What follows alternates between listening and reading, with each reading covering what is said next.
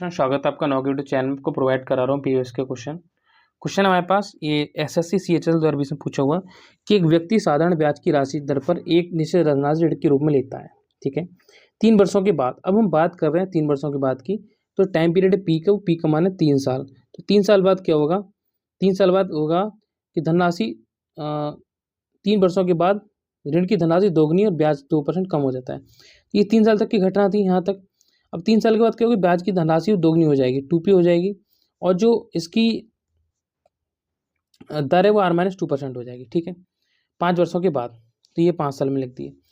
उसका मुझसे बोला यदि पूरी धनराशि पर दिया गया हो 13,600 है, मतलब इस राशि पर भी इस राशि पर भी, तो यहाँ पे जो p है ना, 2p जो है मतलब दोगुनी धनराशि, इसको मैं गुणा कर दूंगा ईयर से। बात तो वही है साधारण ब्याज में। अब जो टोटल हमारा मूलधन है उससे आप गुणा कर दोगे ईयर की, तो वह टोटल निकल कर आ जाएगा। तो इसको मैंने मान लिया 10 ईयर।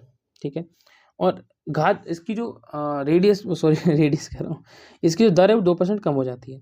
तो ब्याज का मतलब क्या था, ब्याज होता है हमारा टोटल कितना फाइंड आउट हुआ है, तो 13,600 था हमारा। ठीक है, 13,600 में से हमने निकाला है, उसके बाद 5 वर्ष में यदि पूरी धनराशि पर दिया गया ब्याज जो 13,600 है, तो पूरी धनराशि पर दिया हुआ ब्याज 13,600 है, जो उस पहली धनराशि की ब्याज के बराबर है, जो 11 सही 1/3 वर्षों के लिए ऋण के रूप में ली गई थी। तो उसी धनराशि प्राइम धनराशि क्या है, देखो अब मुझे प्रति साल कितनी है, 13,600 को भाग देना है 11 से 1/3 से, 11×3 = 34/3 से 1200 आ गया। R% की वैल्यू होगी 1200। ठीक है, R% आ गया 1200। मैं निकाली कि दर इस हिसाब से चल रही है। तो यहाँ पे देखो, इसको गुणा करो 3R प्लस का कितना हो जाएगा 10R, 2/10 की गुणा करो 3R प्लस 10R, और ये कितना माइनस का 20%। ठीक है, माइनस का 20% कैसे, इसमें आप गुणा करोगे ना 2 की, तो 2×10, तो कितना यहाँ पे हो जाएगा, यहाँ पे देखो हो जाएगा 10R माइनस का 20%। 10R माइनस का 20% बराबर 13,600 है। 3R ये कितना हो जाएगा, 3R और कितना 13R, और R की वैल्यू में निकाल रखी 200, तो 13 गुणा 1200 निकाली थी, कितना आ जाएगा 15,600 माइनस का 20% बराबर 31,36,000। पी का मान मुझे फाइंड आउट करना है, तो पी के 20% का हमने इधर चला जाएगा, 2,000 बचेगा।